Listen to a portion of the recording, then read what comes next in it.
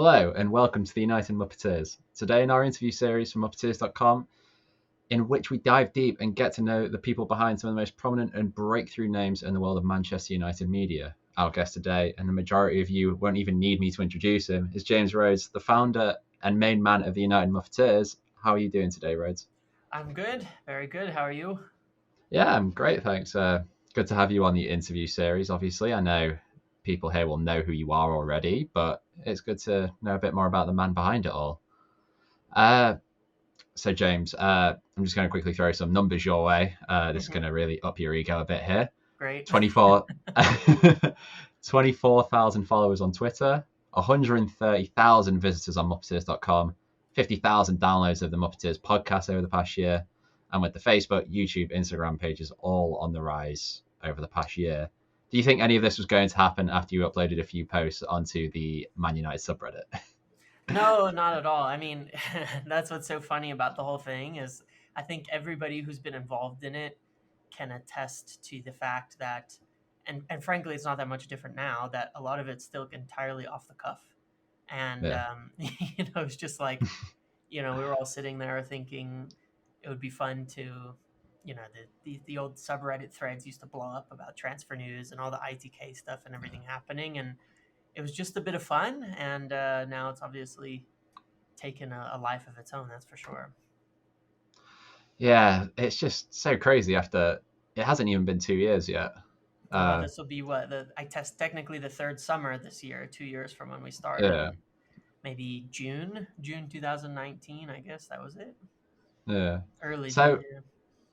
what were you actually expecting back then? Were you just wanting to post a hub, basically, or Honestly, not a clue. So it started with, in the Red Devil subreddit, just all the threads with regards to they had all the transfer news and ITK info. And I remember for years sitting there, like, it was very frustrating. Being a Manchester United fan is incredibly frustrating for many reasons, but the transfer news side of it is like, it's so frustrating, and you don't know what yeah, to do. You're a casual fan who doesn't dig into the subreddits, doesn't dig into Twitter, and doesn't really like dive deep.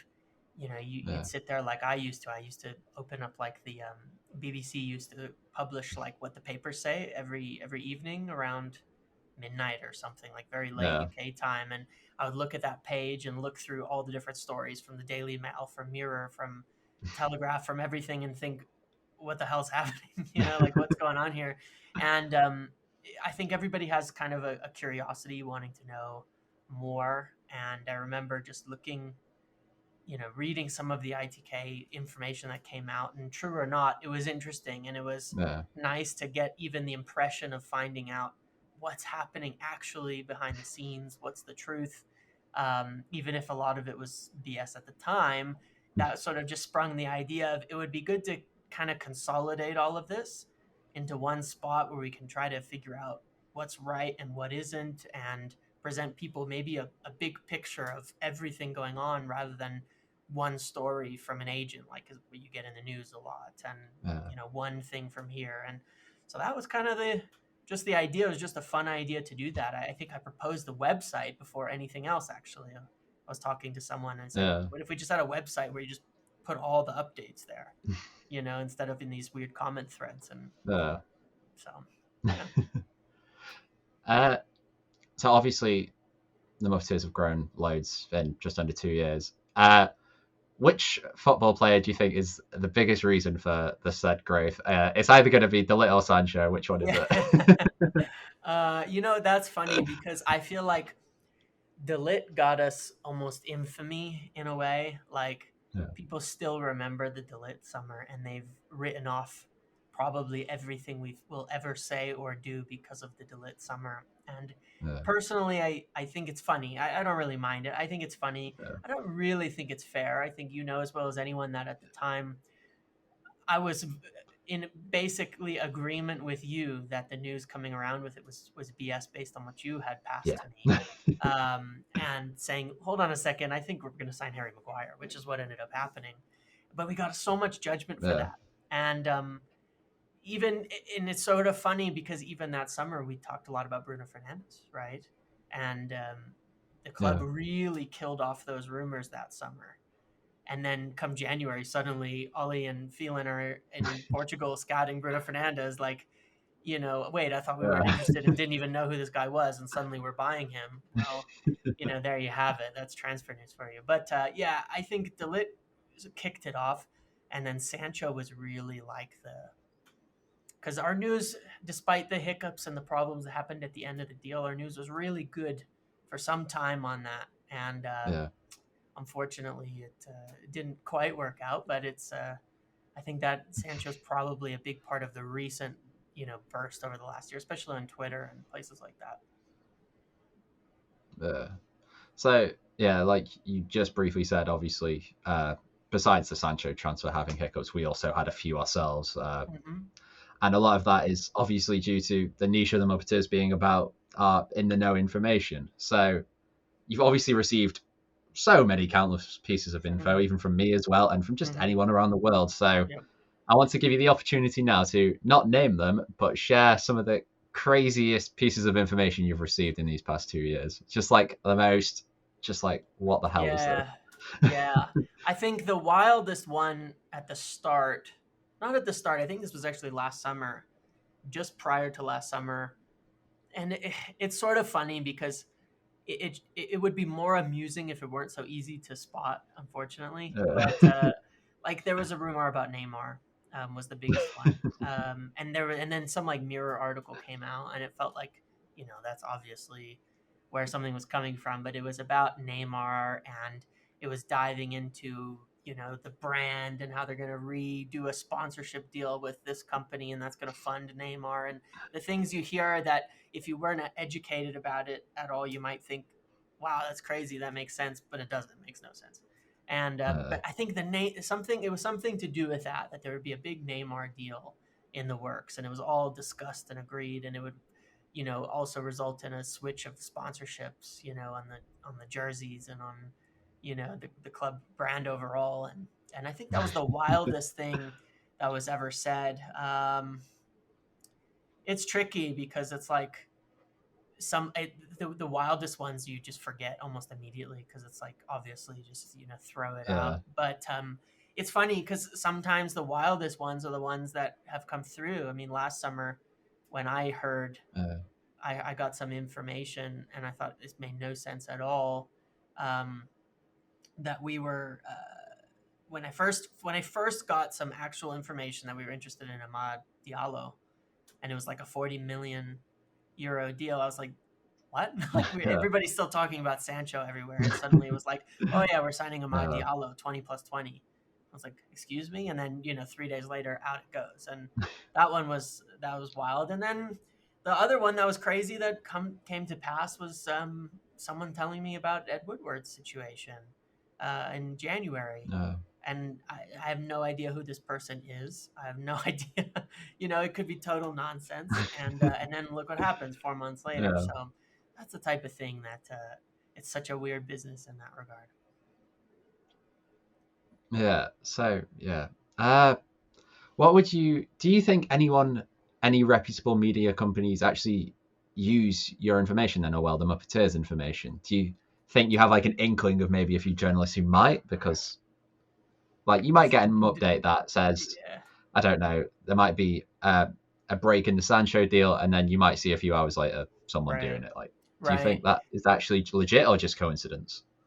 I don't think that any reputable journalist would use our information directly like that for good reason. No. But there are a lot of outlets out there that hire these random writers to pump out articles, as we know, Yeah. and we've caught a number of them on things like that where they get exclusives. Some random guy that has no chance in the world of getting some major exclusive is posting some exclusive that is essentially based word for word on our something that we wrote, and we've seen that probably a number of times. Last summer we saw it on some of the odd outlets that they're just going to generate a lot of clicks. Nobody who knows transfers is going to listen to them. I think it's possible that there are people out there at this point in time, though, who may see something that will say, and maybe it does propel them to look into it or to ask about it or Yeah. to dig in a little bit with more legitimate, sources that they're connected to. But I don't think any of them would publish something from us without, having it confirmed by their own information as well. Yeah. So before I just ask you a couple personal questions as well, just outside the Muppeteers, what has been your favourite Muppeteers transfer saga? Like, for the last 2 years, what has been your favourite to get the updates from and everything that goes along with it? Man, favorite. Every single one of them, as it goes with Manchester United transfers, has so much pain attached to them at the same time. Yeah. Like, the last nice and easy transfer that we did was like, I don't know. I mean, unbelievable. Even Daniel James, right, should have been such a simple deal, and then unfortunately, out of our control, his father passed, and everything took a lot longer. Wan-Bissaka, there was drama, and then there was rumors of other players coming in. Harry Maguire took way too long to happen. Bruno took 6 months too long to happen. And then there's all the ones that didn't. One of the most fun ones, because it was sort of short-lived and very exciting, was actually the Paulo Dybala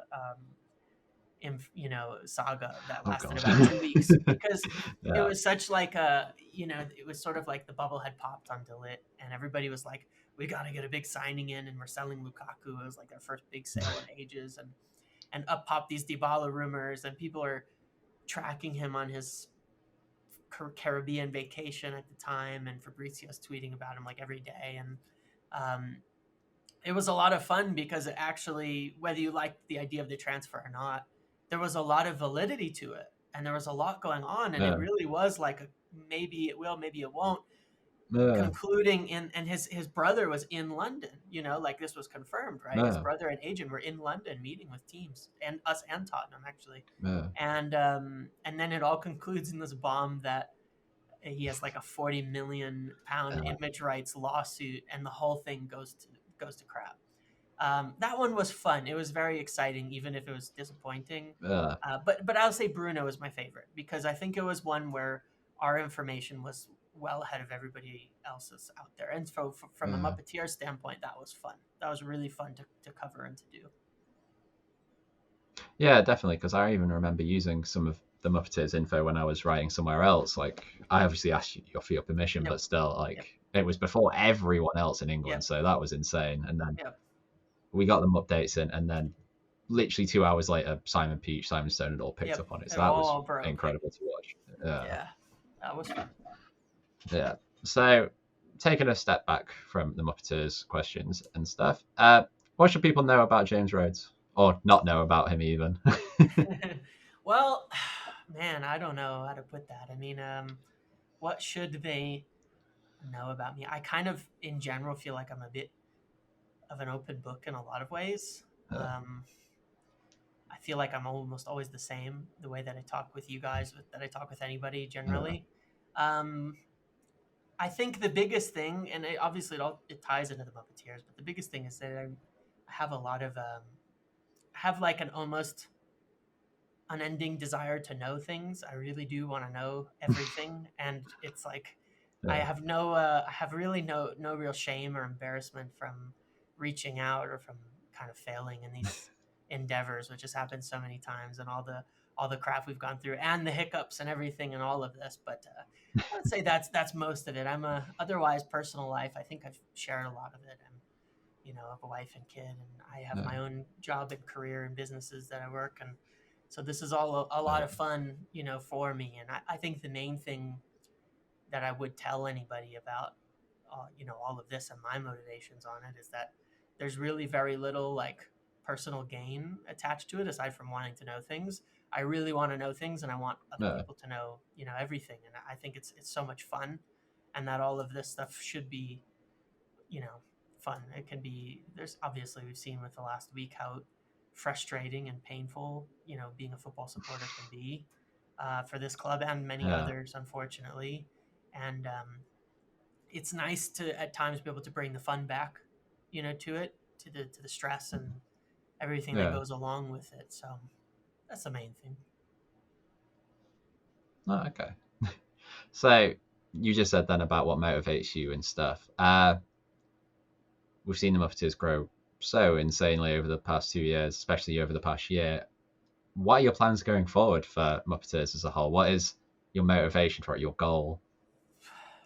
Yeah, I mean, my goal at the end of it is to be able to give people, I guess, really, like I said, like the answers. I don't know that how transparent United is ever going to be. In a lot of ways, I don't know. There are clubs like Bayern where they basically announce everything they're doing in press conferences and interviews Yeah, constantly, and you really never have to question it.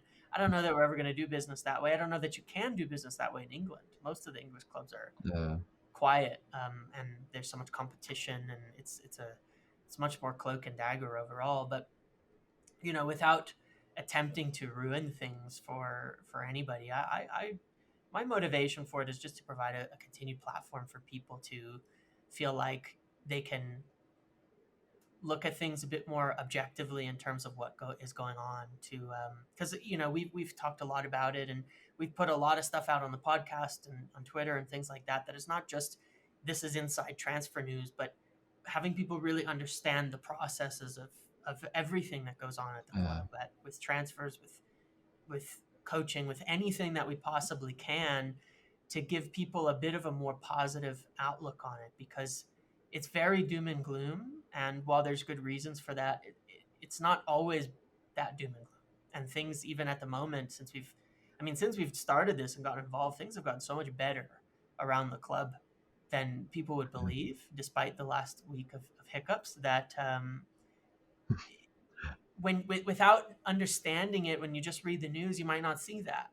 You might not understand that. You might not, yeah, see what has actually changed and how things have actually improved around the club. And I think that's been a big goal of ours, is to give that, because I think there are a lot of good people in the club working, um, that are trying to improve the situation much more than it was 4 or 5 years ago.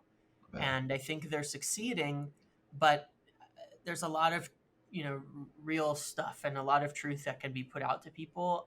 And I think it could eventually, this is like a sort of a weird lofty goal for the whole thing, but eventually it would be nice to sort of turn the tide of the United fan opinion and make it a more welcoming environment both ways, for yeah, fans and people in the club to feel like it can be more of an open dialogue, and everything isn't going to be met with immediate reaction and criticism yeah, and upset and all that. But maybe not. It's sports, so who knows? It's football, and I don't know if you'll ever get past a lot of reactionary information takes and yeah, things like that. But whatever can be done so that people can observe the situation objectively without editorializing, I think that would be the main goal. That might be a bit different to a lot of media and thing out there, is trying to put things out without it being too editorialized, or without any sort of agenda, or without any sort of push in one direction or personal opinion entered into it too much, but to just give people as much information as possible, that they can observe it all for themselves in a neutral way. yeah. So could you release some plans for the listeners, viewers, etc., for what might be happening to the Muppeteers going forward, like short term and long term, hopefully? Because I know me and you privately have spoke about some ideas of ours. Like you could, Yeah. this is your time to tell the masses really what you have in store for the Muppeteers going forward. Yeah, well, obviously, we've been working on improving on the content that we're putting together. There's more articles, there's more information, more breakdowns, um, on the transfer side of things. Well, let me talk about the podcast first, because on the Yeah, podcast side of things, we're obviously working on more people to talk to.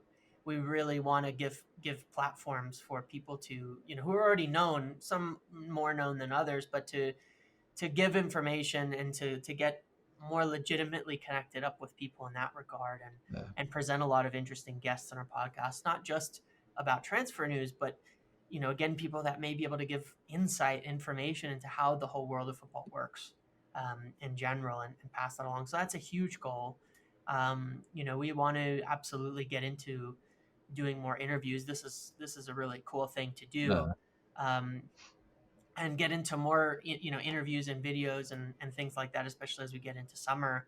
And then from my side of it, we have the Discord running and everything's going great there, Yeah. and people really enjoy it, and it's a good hub of information. But I'm at the end of the day, I'm always working to provide, if possible, as accurate of information as I can, to people, and that's one of the major efforts, is just building connections out there with people who are very legitimate and very official in many regards, so that we can pass things along and tell people things that they can believe and that they can be more certain of. And I think that's the main thing overall. Other than that, we just have to see the way that it goes. I mean, that's how we've done things. Everything's been so organic from the start. If good ideas come up, we kind of like to just jump on them, all of us as a team, and Yeah. and go forward with them. So yeah. Yeah. Hopefully we can start getting press passes and other stuff like Yeah, that future. and But that's one thing. Like I said, in building those connections, that's something in the future. If we could get legitimized as an organization to get things like press passes, to be involved in press conferences, at least able to listen in on them, live, would be something spectacular. And those are the types of things that we want to make happen. I think that are quite possible with some of the connections that we have. We'll see. I don't want to put the cart before the horse on it, but I think that would be a fantastic thing to make happen, and a direction we want to go. And it would never, we'd always be open to, keeping our shadowy, weird connections that we have as the Muppeteers, but at the same time, getting a lot more legitimate, to go alongside of it can be a big thing that we're working towards. And honestly, it hasn't even been 2 years, and I think this thing could go yeah. could take off dramatically, and there's a lot that can be in store for us as we move into summer, and if what we're doing pans out, I think it'll be really awesome for everybody who's involved and follows us. Yeah, it's been really enjoyable the past 2 years, and I, for one, and obviously you will as well, hope it keeps improving, because we are improving everything every day, content and branching out, diversifying, etc. It's been a lot of fun. So I think I'll call it here with this interview with you, Rhodes. If you want to know more about James, please read the article that'll be coming with this interview, as well as following our Twitter at Muppeteers. James is the head of that, so if you want his opinions or anything, you'll see them on that. Normally saying good things about Fred and slating Anthony Martial. Great things. Also, look at our website, Muppetiers.com, where you get to see everything else we're posting, reporting, ITK info, as well as a Discord, Facebook, Instagram, YouTube, everything social media based these days.